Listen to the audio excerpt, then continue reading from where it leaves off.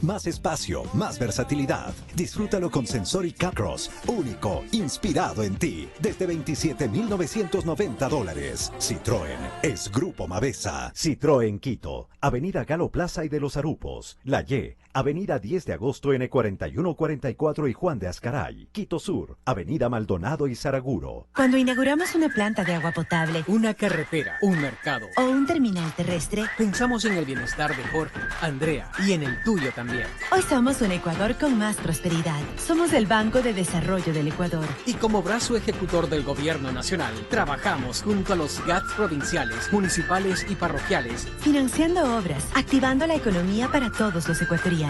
Banco de Desarrollo del Ecuador. Cambiamos positivamente la vida de la gente. El gobierno de todos. Fin de espacio promocional y publicitario. 8:38. Ahora nos correspondería a quienes ejercitamos como una profesión el periodismo, la comunicación para las grandes masas, la comunicación con el aval del respeto y la credibilidad ciudadana. Y esa pieza o adherente fundamental tenemos que incorporarlo en este momento en que el país está analizando una instancia bastante controversial y conflictiva para el Ecuador de la comunicación y de la institucionalidad democrática.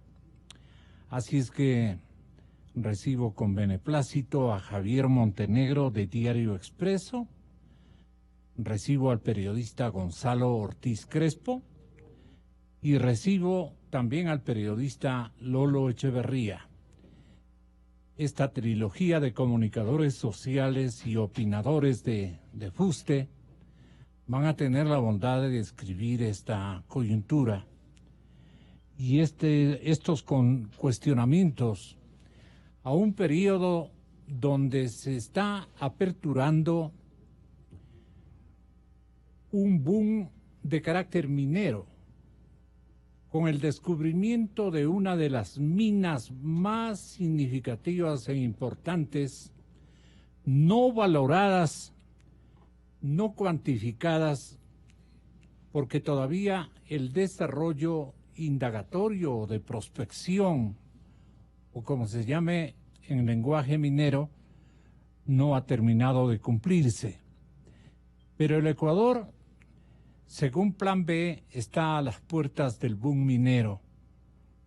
Las cifras que proyecta el gobierno, señores oyentes, y las grandes mineras en el Ecuador son multimillonarias, como me escuchan. Por eso la contemplación también ya de otro carácter, de otra connotación que los organismos internacionales de desarrollo, que los organismos que imperan en la revisión de los espectros financieros de todo el mundo, de todo el planeta, nos están viendo con ojos bondadosos y ya con otras características de tratamiento, por decirlo de alguna manera. En estos meses van a entrar en operación proyectos estratégicos Mirador, Fruta del Norte. Se ha descubierto también el proyecto Cascabel, uno de los más ricos, el más grande del mundo.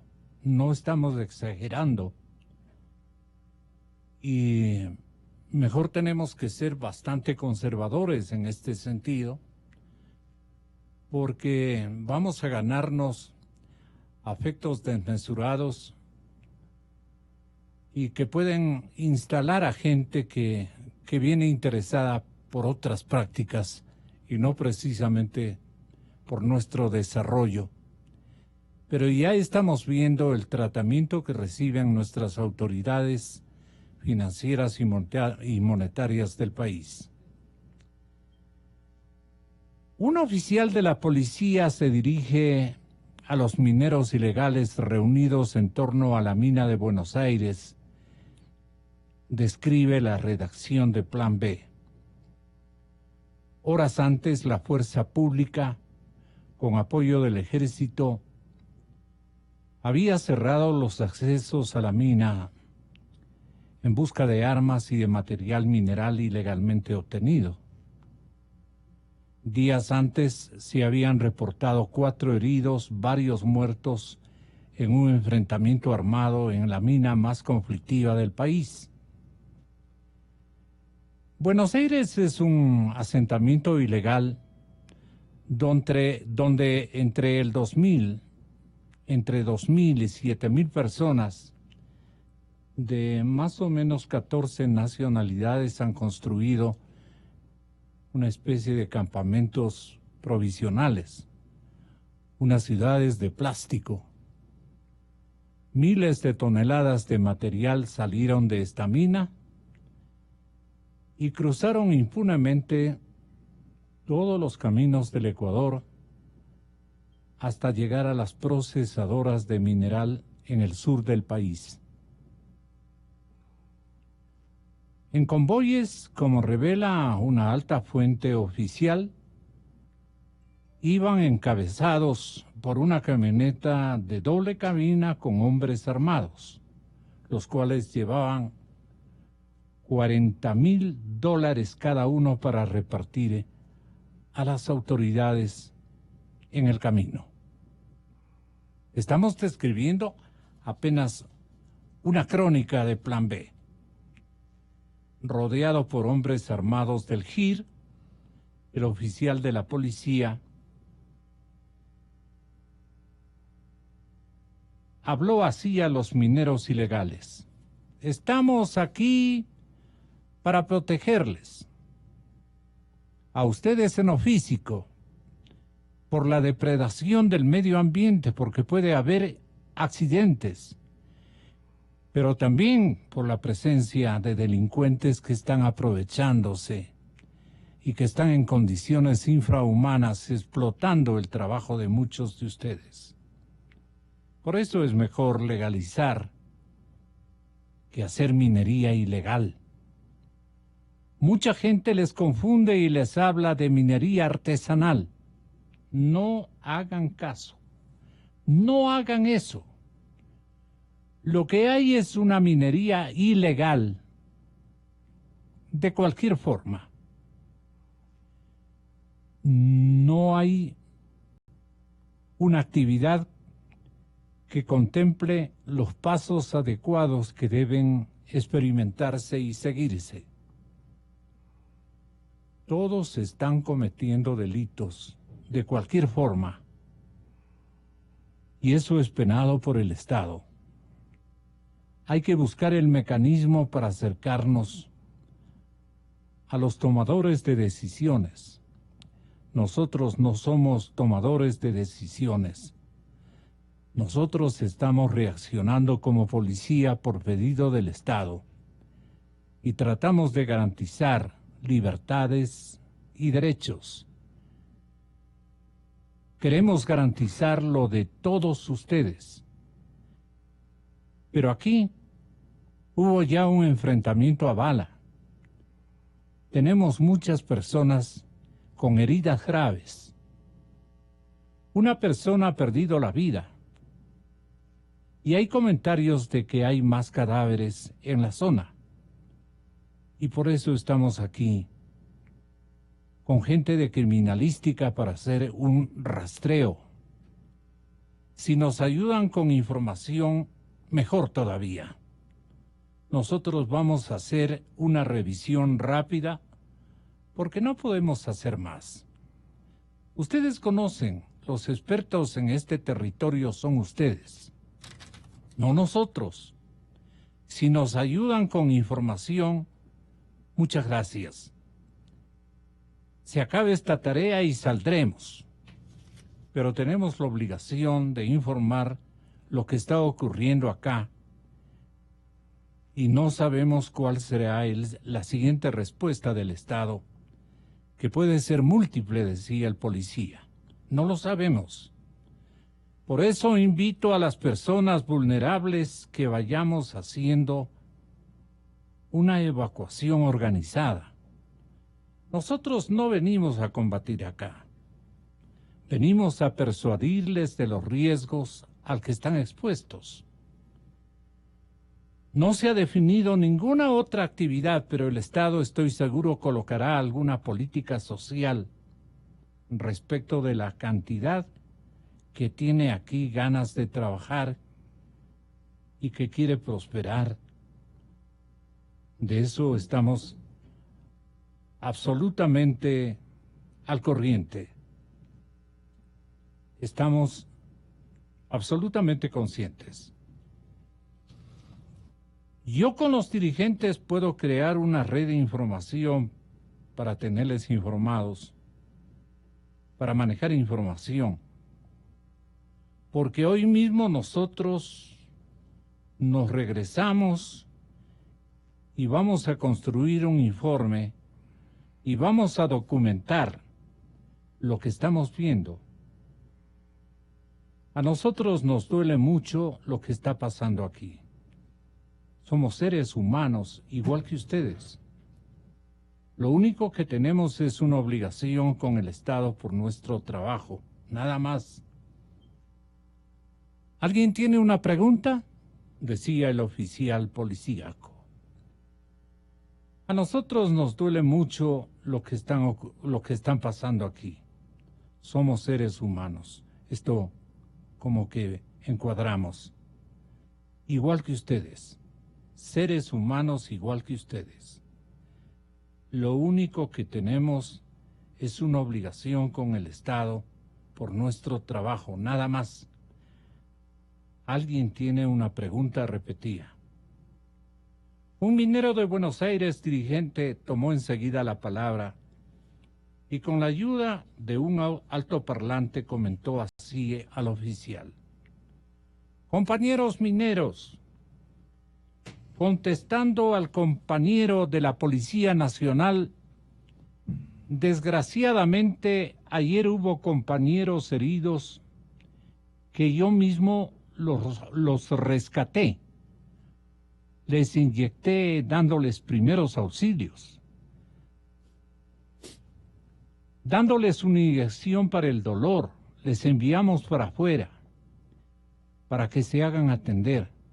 Esto que estoy leyendo grafica las circunstancias de las últimas horas y de los últimos días en que se han desempeñado los sectores en busca de minerales preciosos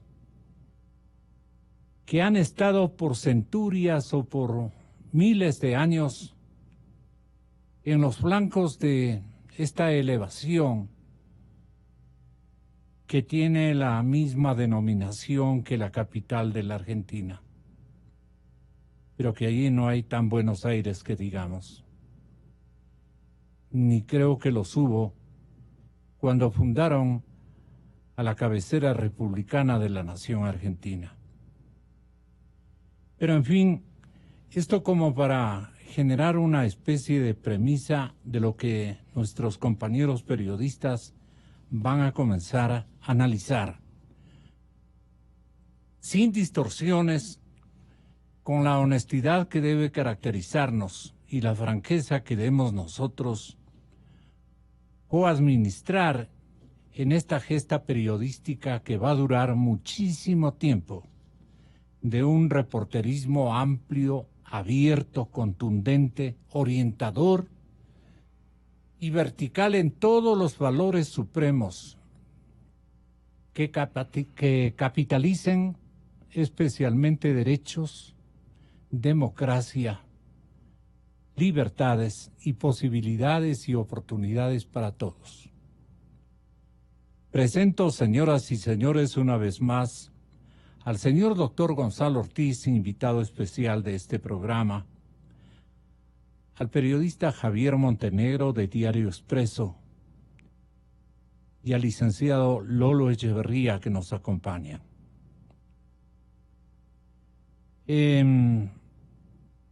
Debemos partir de un ejercicio. Los cuestionamientos a la contratación pública, que vendría a ser el tema fundamental de esta entrevista compartida. ¿A qué estamos asistiendo, doctor Gonzalo Ortiz, como tema general y como premisa? Muy buenos días. Buenos días a Javier y buenos días a Lolo. Buenos días a los compañeros de panel y a la audiencia. Qué bueno que leíste esa extensa parte de la crónica, porque nos ubica en la acción que la policía y otras autoridades también judiciales tomaron en la Merced de Buenos Aires en estos días. Yo lo primero que quisiera decir es que fue una acción exitosa. Estamos siempre criticando las cosas que hace el sector público, pero aquí vale la pena decir que le salió bien. Es decir, utilizaron la fuerza solamente de manera disuasoria. Tenían creo que 2.500 efectivos entre policías y militares ahí, y eso sirvió para que la gente no tuviera una actitud de rebeldía y no se convirtiera en una guerra civil que podía haberse dado, ¿no? La gente salió. Y claro, hay la otra crítica, que se han demorado mucho, que ya se sabía. Pero bueno, sí, pero ahora lo hicieron y lo hicieron bien. Y creo que hay que cerrar esa zona. Porque, como vemos, ha habido un desarrollo increíble de la minería ahí, ha habido todo tipo de instrumental, de máquinas, incluso las chancadoras, que dicen con este verbo que se usa en el Perú para decir que se aplasta algo, que se destroza algo a golpes. Y ha habido una refinación más o menos elemental, pero que permitía extraer el mineral, el oro. Y eso, claro, podía convertirse en algo mucho peor si no se actuaba. Entonces yo creo que ha sido una acción policial exitosa. Ahora hay que cerrar esas minas. Y entonces es lo que viene. La mina de Cascabel está más arriba y más adentro de eso. Esto parece ser la parte externa de una formación mineral muy, muy extensa, ¿no? Que es esta mina de Cascabel, que parece ser, como tú dijiste, la más grande del mundo en proporción. Hay siempre escepticismo respecto de las cifras, y es como en el petróleo, hasta que no se excabe, no se puede comprobar, pero todos los indicios muestran que se trata de una mina gigantesca. Entonces, esa mina es la que tiene que ser explotada de una manera técnica, de una manera que respete al medio ambiente. Las posiciones extremas que he oído es que dicen que no hay minería responsable, que toda minería es mala. Yo creo que hay diferencias, es decir, las minas a cielo abierto ciertamente son muy destructivas, ¿no? Es comerse el monte para sacar unos gramos de oro, pero la minería, sobre todo la subterránea, es mucho más respetuosa del medio ambiente externo, de la naturaleza, de la fauna, de la flora, ¿no? La mina a cielo abierto ciertamente destroza todo. Creo que estamos en vísperas de un momento nuevo de la historia ecuatoriana con la minería. Y yo solamente quisiera hacer una brevísima referencia a la historia, que es una de mis especializaciones. La riqueza del subsuelo andino ya se demostró en la época aborigen, ¿no? Nosotros sabemos que hace miles de años ya se explotaba oro, plata, incluso platino. Y la fusión del oro y del platino es complicadísima porque tienen diferencias de temperatura muy grande entre el grado al que se fusiona el oro y el grado al que se fusiona el platino. Y hasta ahora la ciencia no acaba de entender cómo nuestros antepasados hicieron joyas de oro y de platino en que están fundidas ambos metales, ¿no? Como se mostraba en el antiguo Museo del Banco Central y en el Museo Nacional de ahora. En la época hispánica bajó mucho la explotación minera porque todo es relativo en el mundo y la riqueza gigantesca de Potosí hizo que Potosí se convirtiera como en un centro de toda América del Sur. Todos trabajaban para que esa mina saliera. Por eso es que nuestra exportación era de paños y lo que mandábamos era ropa y árboles y sogas y mulas y todo hacia Potosí en la época de la colonia.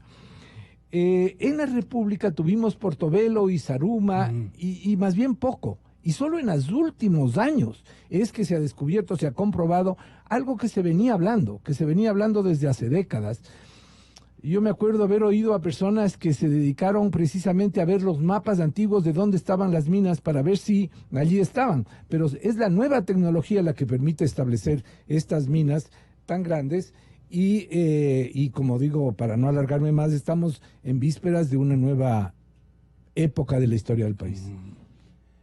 El comentario de Javier que se escuche en la redacción de Expreso. Javier Montenegro, primera vez que tengo el honor de tenerlo acá. El honor es mío, muchísimas gracias. Le doy la más cordial bienvenida. Muchas gracias.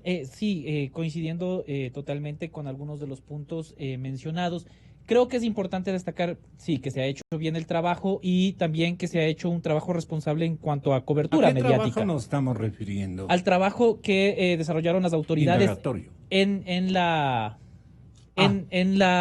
en los desalojos y en Buenos Aires, ¿no? En Ciudad de Plástico, y sobre todo el trabajo responsable que se ha hecho desde el lado mediático. Afortunadamente no hemos tenido una avalancha en redes sociales atacando. Creo que hay un consenso general de lo que se está haciendo, que es necesario, que es bueno, y que la minería ilegal, a más de causar daño ambiental, no le genera recursos al Estado y perjudica a todos a la larga. Un punto que me pareció interesante y que es por donde quisiera entrar en agrandar el tema de compra pública, es lo que mencionaba Gonzalo. Es importante, es comparable con el petróleo. Pero ¿cuál es el problema del petróleo ahora?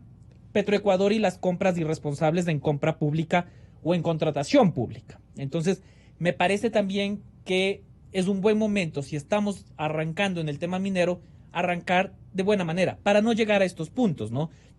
Nosotros hemos hecho una publicación bastante extensa esta semana sobre puntos claves en la contratación de seguridad privada de Petroecuador, en la contratación de seguros de la Refinería del Pacífico y de Petroecuador, que están a cargo de la misma empresa.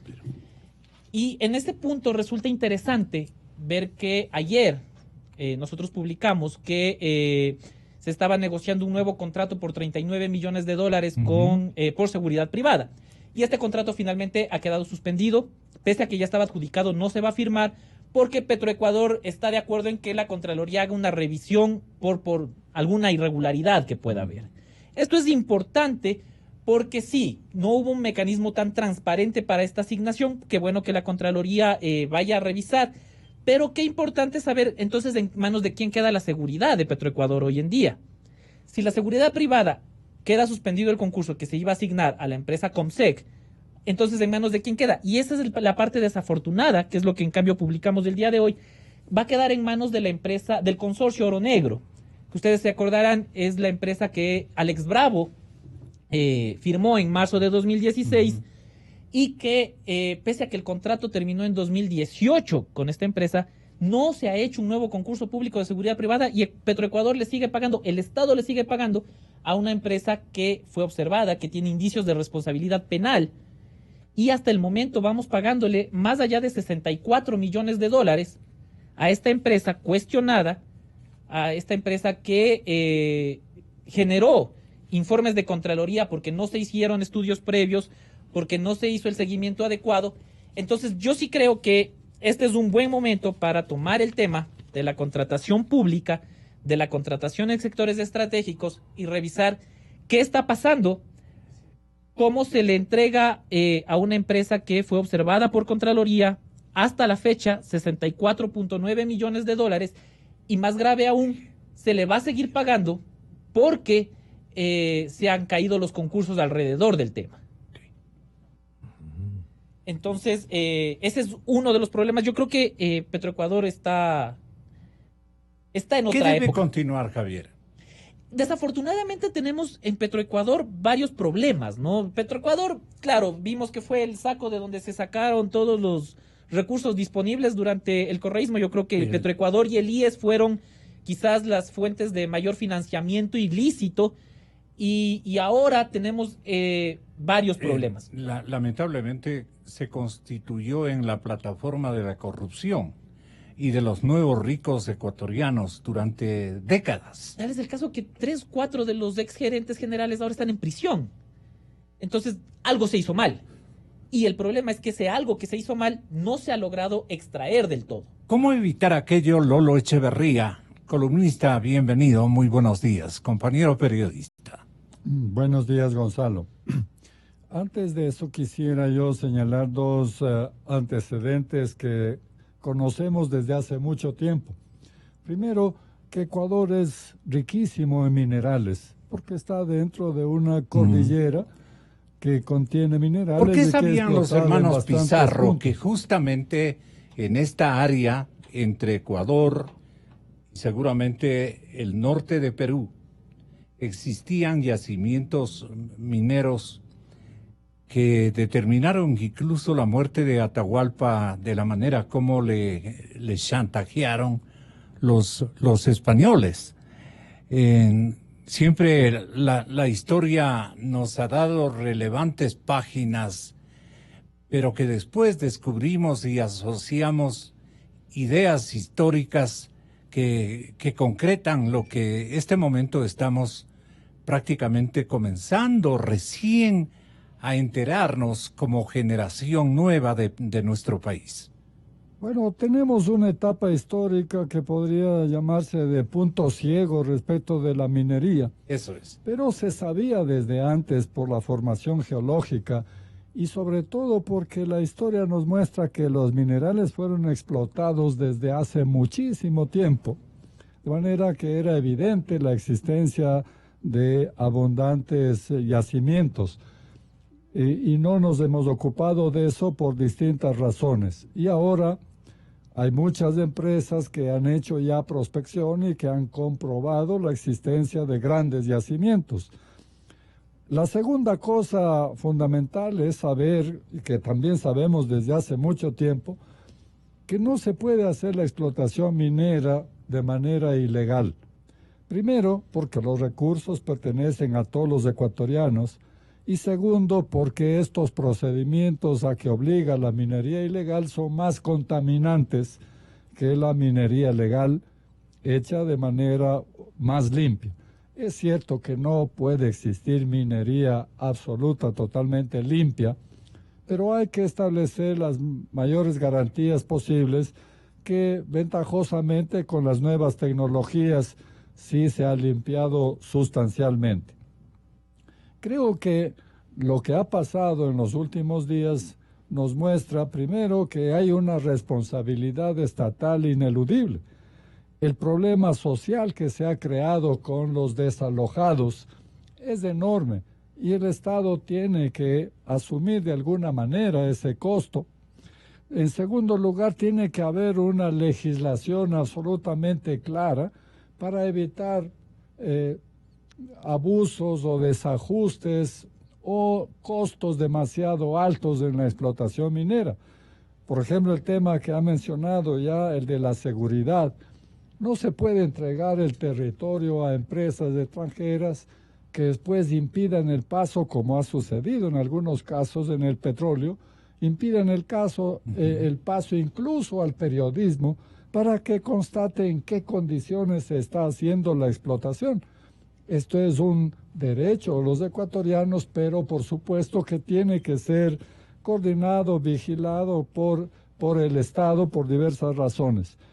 Entonces, los cordones de seguridad tienen que ser establecidos por nuestras instituciones policial y militar, creo entender. Por supuesto, porque si se le entrega a las empresas, a las compañías, la posibilidad de establecer sus propias compañías va a de requerirse seguridad, de una supervisión de fuerza. Ahí no entra absolutamente nadie y ellos entonces tienen el territorio como si fuese de su propiedad.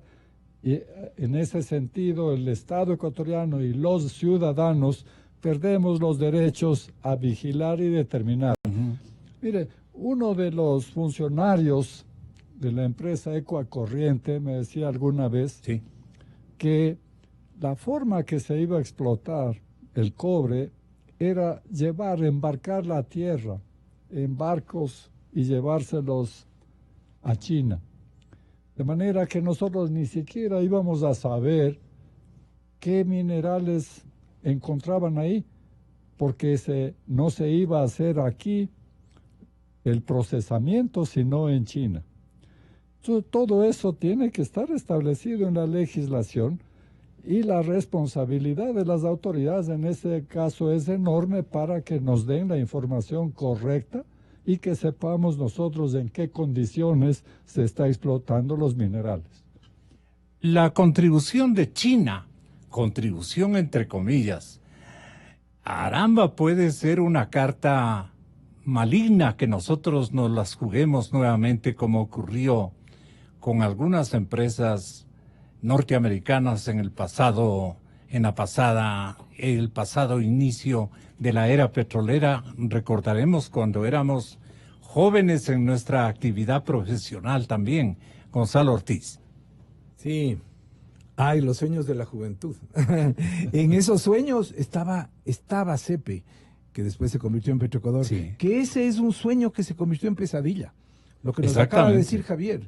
O sea, ese ideal de tener una empresa estatal que cuide los recursos del subsuelo en el petróleo se ha convertido en los últimos años en una cueva de ladrones. Que en todos los contratos que hace hay algo dañado, algo malo, hay robos, como esto que nos está contando de la seguridad privada. Entonces, en cierto sentido, por eso es que se ha optado por no tener una gran empresa minera ecuatoriana que tenga todos los recursos a su cargo, ¿no es cierto? Sino que hay que hacer concesiones. Y ahí, al hacer concesiones a las empresas privadas, podemos cometer errores. Y ya sabemos de China. Pero si hacemos con los chinos, estamos fritos. Y justo llegaba a eso. China tiene una avidez por los recursos naturales del mundo entero. Y lamentablemente ya tenemos comprobaciones, por ejemplo, en África, de lo depredadores que son de la naturaleza para obtener recursos. Y sabemos, ya tenemos por la última década que les dieron tantos contratos, sabemos que tienen muy poco cuidado de los recursos, tanto naturales como de los recursos humanos. Lo mal que les trataban a los empleados, por ejemplo, en Sinohidro fue hasta escandaloso, ¿no? Respecto de la comida, respecto de en dónde se alojaban, cómo les trataban a esos trabajadores.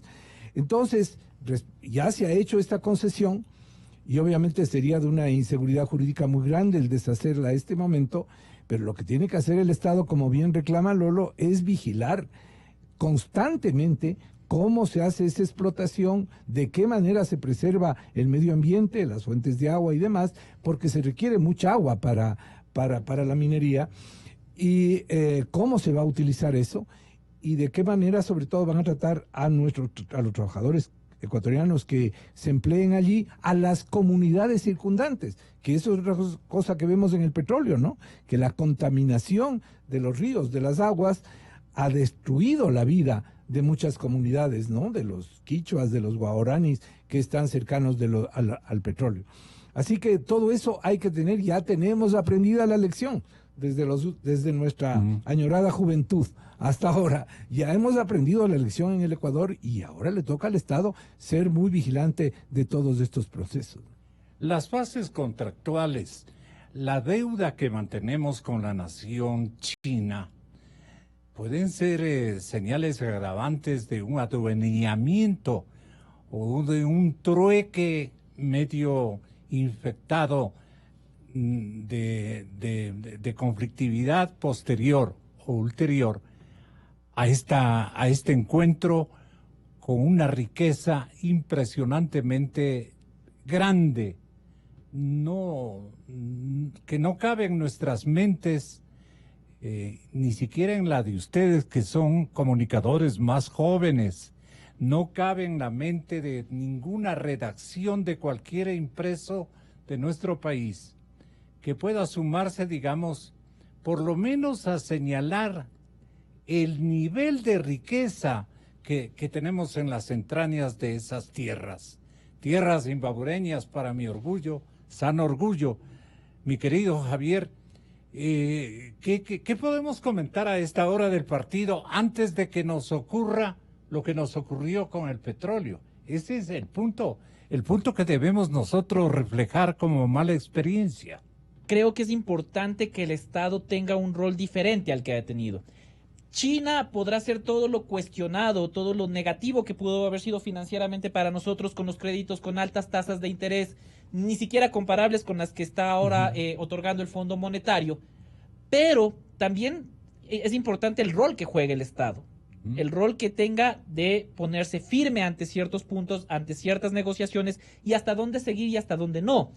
Con un ejemplo, en la refinería del Pacífico, un negocio que a vista a lo largo era entre Venezuela y Ecuador, una empresa de economía mixta que debía funcionar, pero donde Venezuela no ha hecho nada, no ha aportado un centavo. Nosotros sí contribuimos con $1.500 millones, ustedes saben, para aplanar la tierra y para gastos administrativos. ¿Qué pasa ahora con la refinería del Pacífico, donde el Estado no jugó un rol protagónico, no se paró firme, digámoslo de alguna manera? Va 21 meses sin seguro sus bienes. ¿Qué significa esto? Porque uno dice, en la refinería no hay nada, es un terreno. Pero no es cierto, en realidad hay 27 personas que están trabajando en esta empresa en liquidación, hay vehículos, y hay incluso el acueducto La Esperanza, que está dando agua a ciertas regiones de Manabí. Va 21 meses sin seguro. Donde hay una catástrofe natural, no hay nadie que responda por eso. Sí. ¿Y por qué no hay seguro? Porque el Estado no ha jugado el rol preponderante de imponerse, de sacar adelante un concurso. Y ahora, recién en abril, Petroecuador lanzó el concurso, Petroecuador como el accionista mayoritario, un concurso por un seguro de $660,000. ¿Cómo se está negociando? De manera directa, sin controles. El problema de la contratación pública por emergencia o de manera directa es que no tiene una supervisión. El correísmo retiró el control previo de la legalidad que hacía Procuraduría, que hacía Contraloría, y ahora es un concurso que se hace entre dos personas, entre dos empresas, Petroecuador y la aseguradora, y se sabrá cuando ya esté firmado. Entonces creo que en el tema de minería o en el tema de China específicamente, deberá jugarse un rol muy importante que haga el Estado como defensor de los derechos y de los recursos de todos los ecuatorianos. Convendría pensar en una separata entre el sector energético con una podredumbre de décadas y el área minera, el nuevo eslabón histórico de riqueza nacional, con otro tipo de organicidad y con otro tipo de responsabilidad institucional, que se separe del sector energético, que puede traernos consecuencias igualmente nefastas por los actores y por la institucionalidad combinada siempre en ejercicios corruptos de administración de la riqueza nacional. Les pregunto a todos, a ver si aportamos con algunas ideas. Bueno, yo creo que desde el lado de la Constitución Diario Expreso se nos hace un poquito difícil, ¿no? La Constitución es bastante clara en cómo se debe administrar los sectores estratégicos como propiedad del Estado, pero sí creo que es importante, y creo que es importante porque no da resultado. Petroecuador ya con toda su historia está en pie, pero nosotros iniciamos, se acordarán ustedes, la ENAMI, la Empresa Nacional Minera, que ahora tiene 2 o 3 proyectos de exploración y nada más. Es decir, creo que ya se dan señales de que el Estado no es un buen administrador. El Estado debe dedicarse a dibujar la cancha donde el sector privado debe jugar. Creo, es mi posición, al menos en sectores estratégicos especialmente y en algunos otros sectores donde creo que el Estado no ha hecho un buen rol como empresario, porque el Estado no es un empresario. Entonces sí, creo que es momento para que ahora que está viniendo la minería con todo su ruido, con toda su importancia, se tomen decisiones para dibujar o para trabajar diferente, para no terminar en 40 años o en menos teniendo esta misma conversación con este panel, pero hablando de los problemas de la minería. Periodista Gonzalo Ortiz Crespo.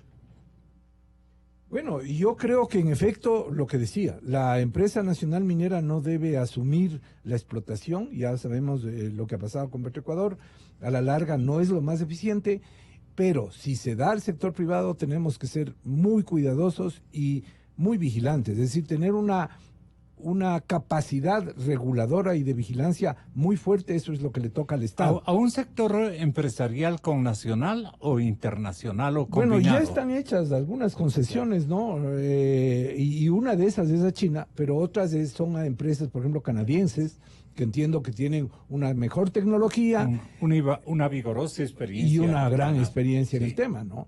Así que, pero de todas maneras el Estado no puede descuidarse. Y lo que decía Lolo hace un momento, el periodismo tampoco puede descuidarse. Ese es nuestro rol. Nuestro rol es ser vigilantes, fiscalizadores. ¿No? En el hermoso santuario de Guápulo, al pie de las gradas que suben al púlpito, está esculpido un perro. No sé si se han dado cuenta. Ahí hay un perrito que era para que le ladre al predicador, porque el predicador se acuerde que una de sus funciones es alertar, que eso es lo que hace un perro cuando ladra. No es tan mala la comparación con el periodismo. Nos toca un poco ser ese perrito al pie del púlpito, que ladra y que señala lo que está mal en la función pública o en el sector privado, por supuesto, porque el sector privado puede darse explotación y misericordia de la naturaleza y de las personas, y tenemos que alertar. Pero necesitamos de accionistas. ¿Quiénes deberían ser? Lolo Echeverría. Bueno, fundamentalmente el rol, porque se trata de sectores estratégicos, el rol fundamental le corresponde al Estado. Lo que la sociedad sí tiene que participar en el debate es, por ejemplo, en qué tipo de contratación se hace. En el petróleo hemos pasado de un lado al otro, de los contratos de participación a los contratos de servicios. Y claro, eso depende de la variación de los precios internacionales. Se hace un contrato de servicios y parece conveniente cuando el precio es alto. Baja el precio y entonces resulta que el de participación es más conveniente. Ahí está la decisión de los expertos y la transparencia en los procesos, porque se puede hacer exactamente a la inversa y tener el contrato más inconveniente posible. Ahora, siempre, por bueno que sea el contrato y todo, siempre es absolutamente indispensable la vigilancia de los organismos de control, de la prensa y de los ciudadanos también, porque hay que darle también al ciudadano la responsabilidad que le corresponde, porque para poder hacer una vigilancia responsable tiene que estar informado y entonces exige la verdad, exige la información. Pero aún así siempre vamos a estar amenazados por la corrupción y desgraciadamente ahí sí hay que decir, todavía no inventamos el mecanismo para controlar, para evitar la corrupción. El mejor mecanismo que conocemos hasta ahora es la transparencia. Así es. Pero todavía nos queda por inventar algún otro mecanismo para que podamos dominar a la corrupción. Hay muchos enseñados a robarle al país.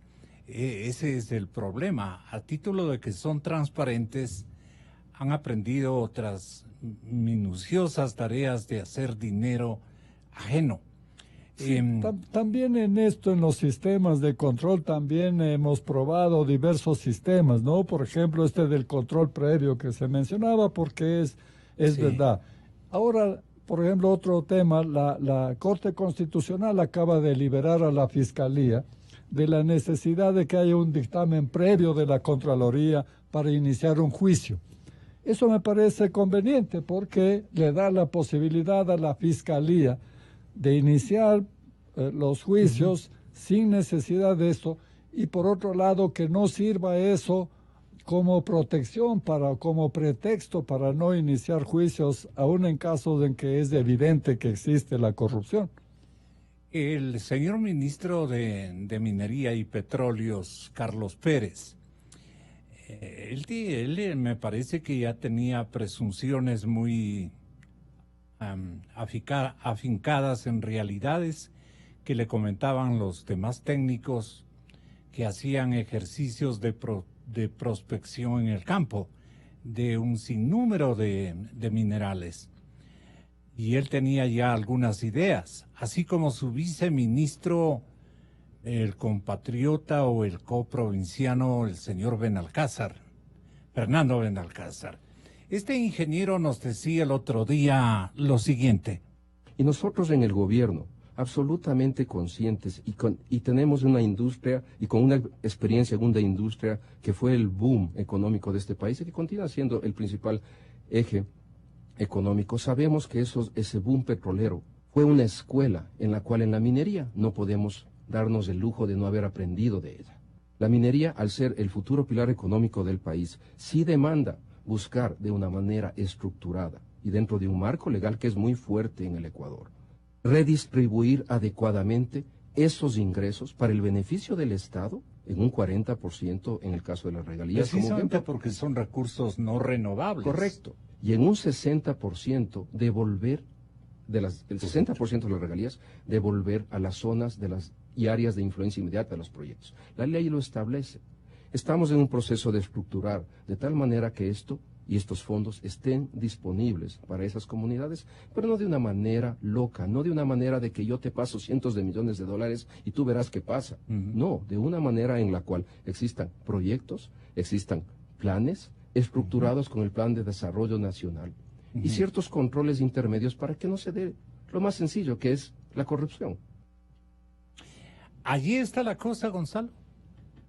Sí, me parece interesante que, no interesante, sino preocupante más bien, preocupante, que el ministerio sea uno solo, ¿no? Realmente es gigantesco el tema del petróleo y el de la minería. Es verdad que el gobierno quiso reducir el número de ministerios que se habían multiplicado demasiado en la época de Correa.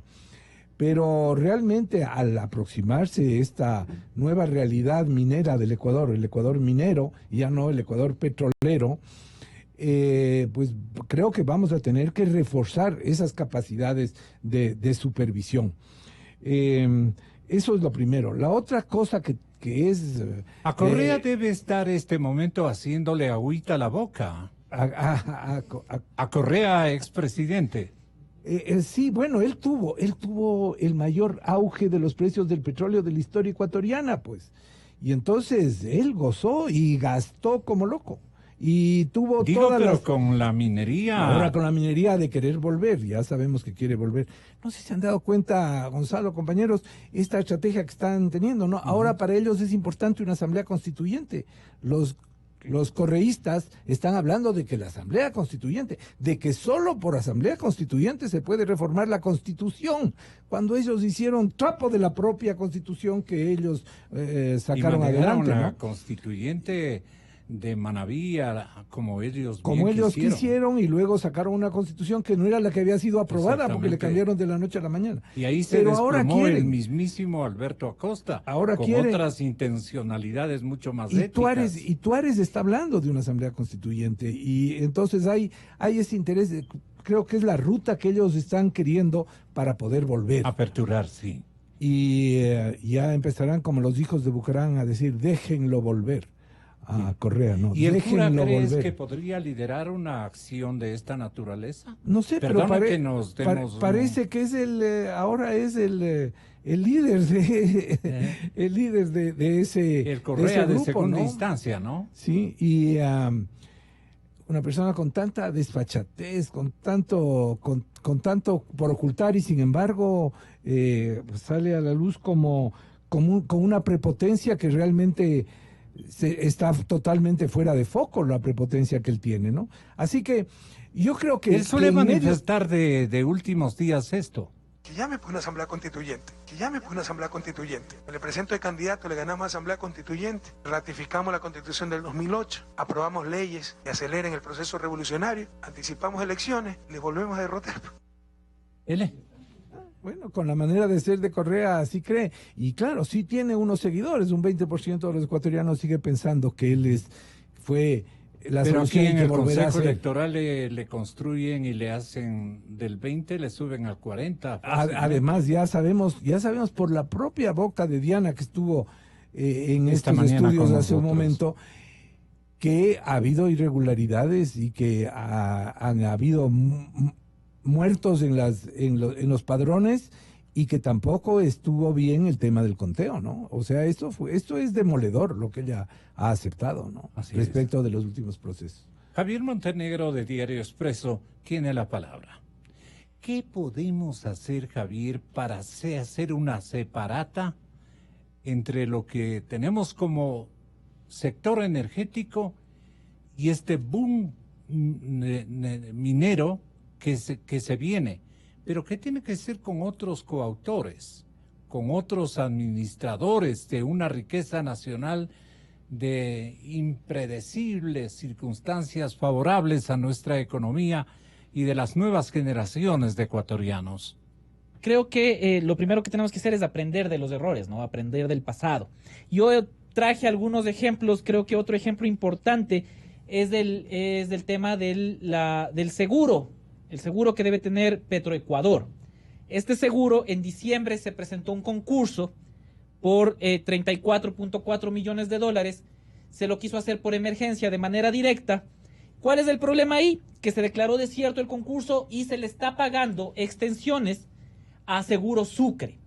Siendo el problema que Seguro Sucre tiene el capital, la mayoría del capital estatal, es decir, un contrato entre estatales que puede ser regular como no. El problema es la falta de control. ¿Qué hacemos para proteger a la minería y al desarrollo de la industria minera? Necesariamente transparencia y separar al Estado de todo el control. Porque imagínese usted, Petroecuador es la empresa productora, Petroamazonas es la productora, Petroecuador es la comercializadora y ahora Sucre es la aseguradora. Sí. Si todo queda en el mismo círculo, difícilmente vamos a poder evidenciar corrupción, porque todo va a estar tapado.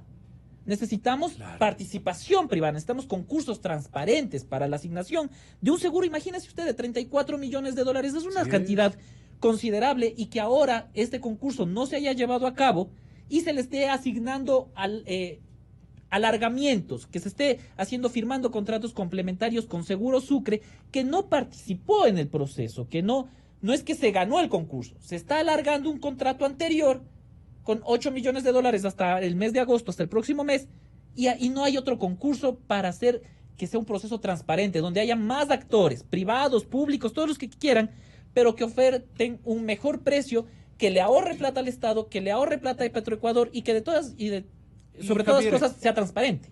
¿Qué exigencias deben predominar de parte de los medios de comunicación y de los actores ciudadanos en los que confíe el resto de la colectividad para que opere el señor presidente, no dejándose motivar por resortes partidarios en ese entrevero de correístas y morenistas que pueden hacer sucumbir todo proyecto honesto de una explotación adecuada de esta riqueza nacional que Dios bendito nos ha mandado?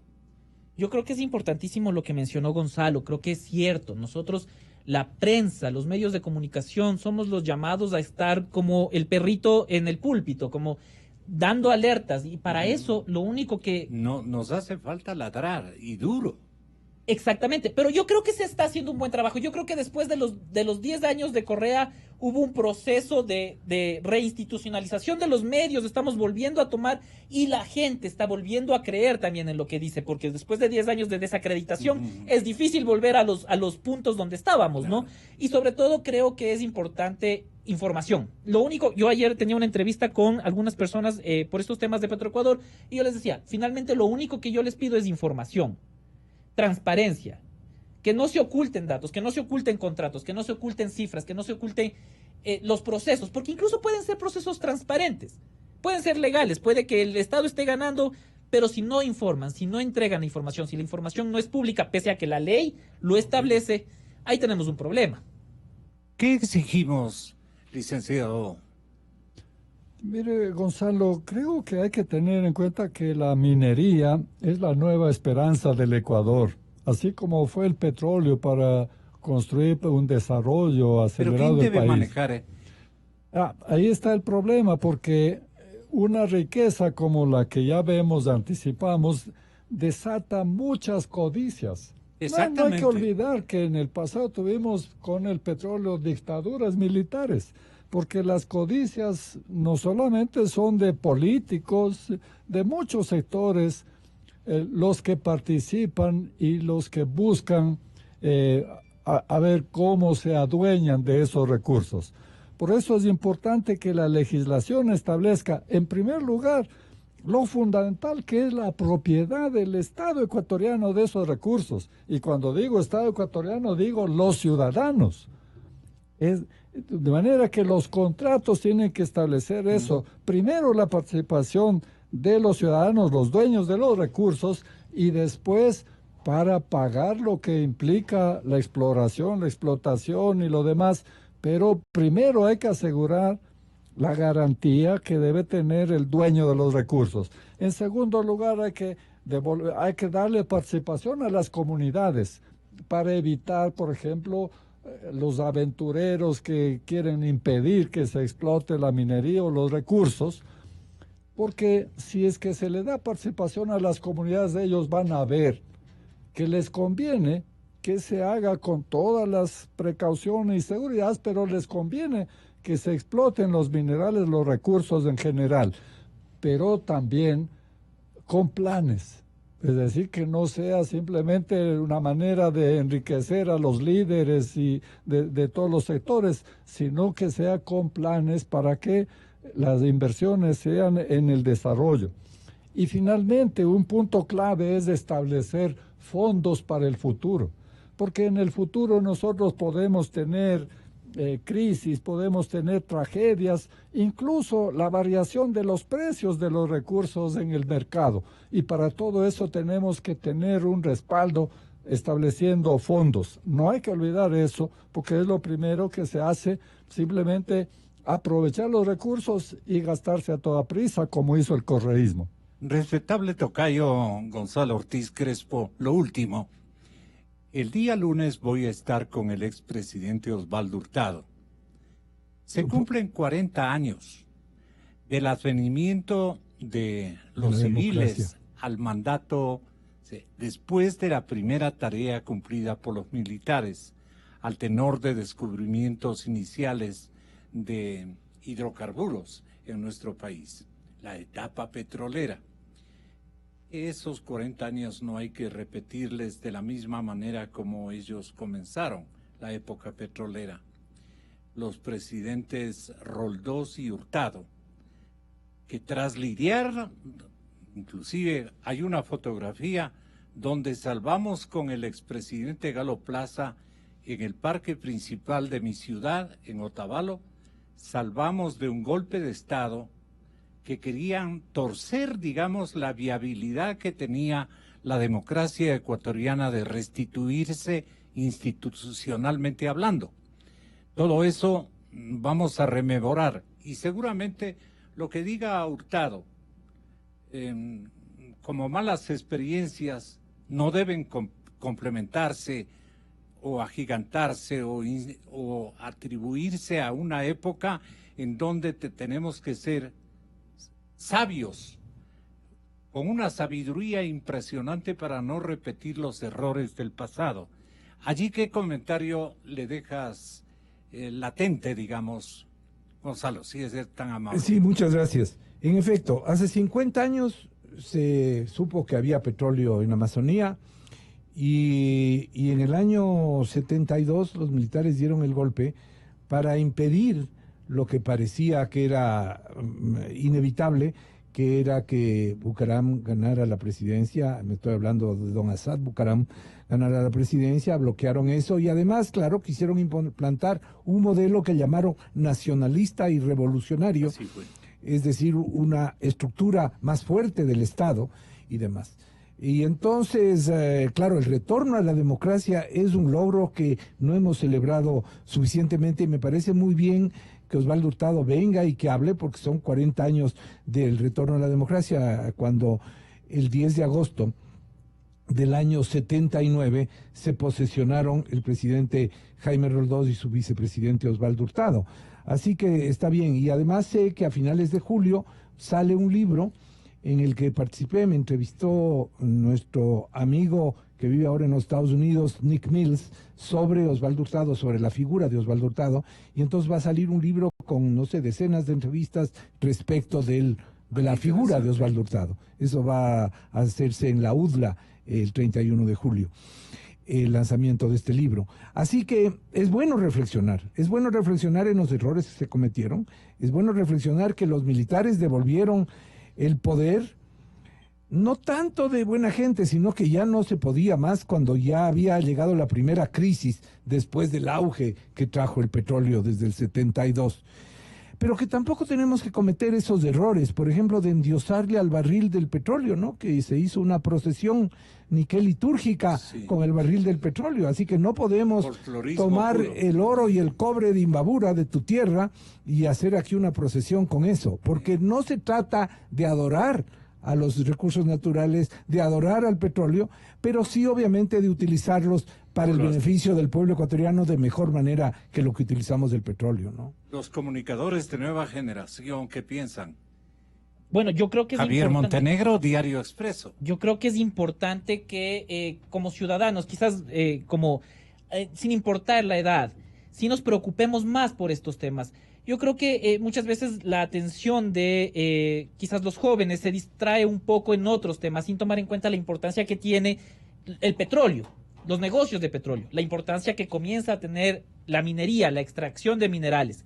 Creo que es importante no descuidarnos de eso. Hay trabajos muy importantes de nuestro diario, de Diario Expreso y de otros medios, sobre las irregularidades que hay alrededor, que se acusa todavía de que en el correísmo se hicieron las cosas mal, y todos estamos de acuerdo, pero no es que ahora se están haciendo perfectamente bien o del todo bien. Hay viejas prácticas que se están manteniendo, lo que les he puesto como ejemplo, estos seguros, y que debemos prestar más atención. Creo que es un llamado, si es que puedo, a la ciudadanía a prestar más atención a cómo se están moviendo los negocios petroleros, cómo están comenzando a moverse los negocios mineros, de tal manera que la ciudadanía también juegue un rol importante en la supervisión. Los medios somos los llamados a ladrar, como decían aquí, pero también estamos alguien que nos escuche, y esos son los ciudadanos. Buscando la verdad. Las mejores voces.